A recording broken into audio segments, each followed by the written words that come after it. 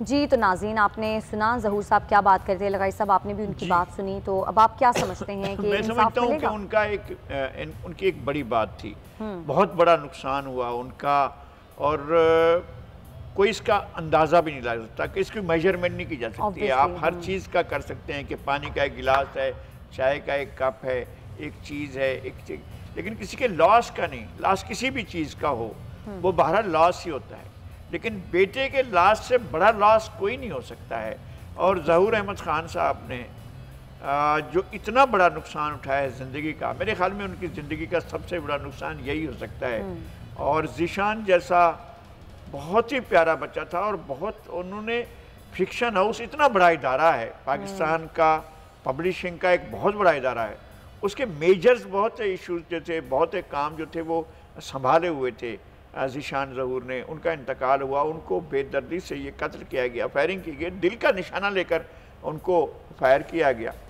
تو ہم یہ سمجھتے ہیں کہ پولیس نے اس کا نوٹس لیا ہے، بہت اچھی بات ہے، اور پولیس اس نوٹس لیے جانے کے بعد اور آگے کارروائی کر رہی ہے۔ کم از کم اس بات کو یقینی بنایا جائے کہ ایسا نہیں ہونا چاہیے کہ جو قاتل ہے وہ بچ جائے اور مطمئن ہو کہ جی میں نے جو ہے وہ قتل بھی کر لیا اور میں آزاد بھی گھوم رہا ہوں۔ تو یہ قاتل کو گمان نہیں ہونا چاہیے، اسے ہر حالت میں قانون کے شکنجے میں آنا چاہیے، اور اسے ہر حالت میں گرفتار کر کے کیفر کردار تک پہنچانا چاہیے۔ یہ ہماری ڈیمانڈ بھی ہے اور ہماری خواہش بھی ہے، اور ظہور صاحب کے خاندان کی بھی یہی خواہش ہے۔ میں نے دیکھا نہیں جاتا ہے ان کے بچوں کی جو صورتحال ہے، ان کی بہو کی اور ان کے پوتے چھوٹے سے، اس کی سالگرہ تھی اسی دن جس دن والد کو قتل کیا گیا ہے، اسی دن ان کے بیٹے کی سالگرہ تھی۔ وہ بیٹا زندگی بھر مجھے نہیں سمجھ میں آتا کہ کیسے اپنی سالگرہ منائے گا۔ تو یہ ایک بہت بڑا دردناک واقعہ تھا۔ میں سمجھتا ہوں کہ ہمیں امید رکھنی چاہیے کہ پنجاب پولیس اس بچے کے ساتھ انصاف کرے گی اور قاتل کو گرفتار کر کے کیفر کردار تک پہنچانے میں اپنا پورا کردار ادا کرے۔ انشاءاللہ انشاءاللہ۔ ناظرین اب کچھ مہنگائی کا ذکر کر لیتے ہیں۔ ملک میں مہنگائی 21 ماہ کی بلند ترین سطح پر پہنچ گئی ہے۔ اکتوبر میں شرح 9% کے لگ بھگ تھی، لیکن نومبر میں شرح 11.5% سے زائد رہی ہے۔ اور اگر بات کی جائے اشیاء خوردنوش کی تو وہ تو انتہائی مہنگی ہیں۔ پیٹرولیم مصنوعات کی قیمتیں جیسے جیسے بڑھتی ہیں، اشیاء خوردنوش کی قیمتیں بھی اسی طرح سے بڑھتی ہیں۔ لوگوں کے لیے دال سبزی کھانا بھی اب ایک مہم بن گئی ہے، بہت مشکل ہو گیا ہے کم پیسوں میں گزارا کرنا۔ عوام بہت زیادہ تنگ آ چکے ہیں، اور عوام کا یہی مطالبہ ہوتا ہے حکومت سے کہ حکومت مہنگائی کم کرے، لیکن حکومت کی ایک ہی رٹ ہوتی ہے، حکومت ہر بار ایک ہی جواز پیش کرتی ہے کہ پچھلی حکومتوں کی پالیسیز کی وجہ سے ملک میں مہنگائی زیادہ ہے۔ اور ابھی سننے میں یہ آ رہا ہے کہ منی بجٹ بھی آنے والا ہے، اور منی بجٹ جب آئے گا تو اس کے بعد ظاہر ہے لوگ کچھ بھی اچھا ایکسپیکٹ نہیں کرے، لوگوں کو یہی لگتا ہے کہ مہنگائی اور بڑھے گی۔ حالانکہ حکومتی جو دعوے ہیں وہ اس کے بالکل برعکس ہیں۔ وہ یہ کہتے ہیں کہ جو عام اشیاء خوردنوش ہیں، عام ضروریات کی چیزیں ہیں، ان کے اوپر پیسے نہیں بڑھائے جائیں گے، لیکن یہ تو آنے والا وقت ہی بتائے گا۔ آپ کو سنواتے ہیں کہ لوگ کیا کہتے ہیں مہنگائی کے حوالے سے، پھر اس پر بات کریں گے۔ لوگوں کے تاثرات تو ناظرین آپ نے سنے۔ مہنگائی کے حوالے سے بات کرنے کے لیے ہمیں جوائن کیا ہے ماہر معاشیات ڈاکٹر شاہد حسن صدیقی صاحب نے، اور میرے ساتھ پی ایم اے کے سیکرٹری جنرل ڈاکٹر کیسر سجاد صاحب بھی موجود ہیں، کیونکہ پروگرام میں ہم نے آگے جا کر کورونا کے نئے ویریئنٹ اومیکرون کے حوالے سے بھی بات کرنی ہے کہ یہ کتنا خطرناک ثابت ہو سکتا ہے۔ لیکن لگائش سے پہلے میں چاہوں گی کہ ہم مہنگائی کے اوپر بات کریں۔ مہنگائی تاریخ کی بلند ترین سطح پر پہنچ گئی ہے، اور ابھی ظاہر ہے منی بجٹ بھی آنے والا ہے۔ آپ کیا سمجھتے ہیں جو منی بجٹ آ رہا ہے، حکومت تو یہ کہہ رہی ہے کہ اس میں عام جو اشیاء ہیں ان کی قیمتیں نہیں بڑھائی جائیں گی، آپ سمجھتے ہیں کوئی ریلیف ملے گا؟ ایک تو یہ کہ ریلیف کا اس حکومت کے دوران سوچنا جو ہے وہ میرے خیال میں خوشگمانی ہے، اور دوسری بڑی بات یہ ہے کہ ہمارے ساتھ اس وقت ملک کے چند باوقار، انتہائی باوقار معیشت کے ماہرین میں سے ایک ہمارے ساتھ ڈاکٹر شاہد حسن صدیقی صاحب ہیں۔ ہمیں ان سے بہت سی چیزیں پوچھنی ہیں، میں نے بھی ان کے ساتھ ان سے سیکھنا ہے۔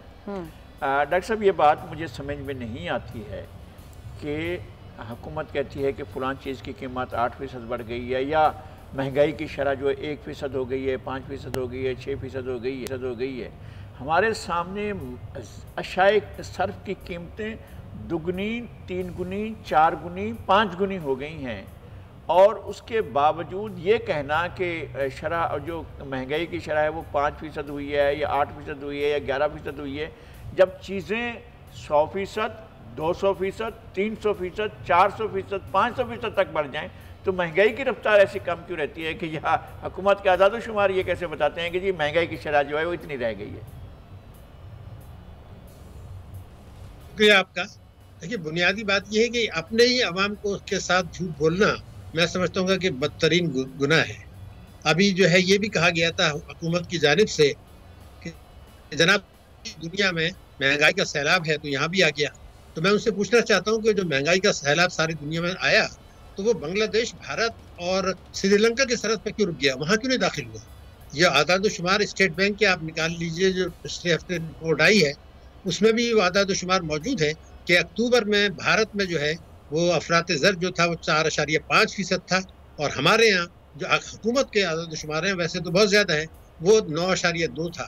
تو میرے ملک میں اگر دگنا ہے تو کوئی خرابی تو ہمارے اندر ہوگی. بھارت سے بھی دگنا ہو گیا، بنگلہ دیش سے بھی زیادہ ہے اور سری لنکا سے بھی زیادہ ہے، اور گروتھ ریٹ ان سے کم ہے. واحد وجہ یہ ہے کہ ہم نے جو ابھی پرائم منسٹر صاحب نے کہا کہ جی اس ملک کا سب سے بڑا مسئلہ یہ ہے کہ اشرافیہ نے وسائل پر قبضہ کر لیا ہے. تو میں اسے رد کر دوں کہ یہ بات تو شروع میں کہی جاتی ہے، 3 سال 3 ماہ کے بعد ہم یہ کہتے ہیں کہ ان کا اشرافیہ کے ساتھ گٹھ جوڑ ہے. انہوں نے ملکی اشرافیہ کو بھی گلے لگایا ہے، بیرونی اشرافیہ کو بھی گلے لگایا ہے. وہ اشرافیہ جن کے ملکی وسائل پر قبضہ ہے ان کو انہوں نے قانون کے تحت میں قانون توڑ کر مراد دی ہیں، ان کو کابینہ میں شامل کیا ہے وفاقی، ان کو صوبائی کابینہ میں شامل کیا ہے، وہ پارلیمنٹ میں موجود ہیں، وہ صوبائی اسمبلی میں موجود ہیں، اور آپ نے قانون توڑ کر ان کو مراد دیتے چلے جا رہے ہیں. ان کو آپ نے ٹیکس ایمنسٹی دی ڈاکٹر تھی. صاحب مجھے ایک بات سمجھ میں نہیں، ڈاکٹر صاحب ایک بات کبھی سمجھ میں نہیں آتی ہے مجھے کہ جب قیمتیں بڑھ رہی ہوتی ہیں اور حکومت اس کے باوجود بھی ایکسپورٹس بھی کر رہی ہوتی ہے یا امپورٹس کرتی ہے، تو سبسڈی کے براہ راست بینیفیشری کنزیومر کیوں نہیں ہوتے ہیں؟ یہ کیسے ہو سکتا ہے کہ یہ بتایا جائے اعداد و شمار کے ذریعے کہ جناب سبسڈی شوگر میں اتنے ارب جو ہے وہ وزیر خسرو بختیار کے بھائی کو دی گئی، اور اتنے ارب جو ہیں 3 ارب سے زیادہ ان کو دی گئی، اور 3 ارب کے قریب جو ہے وہ جہانگیر ترین صاحب کو دی گئی.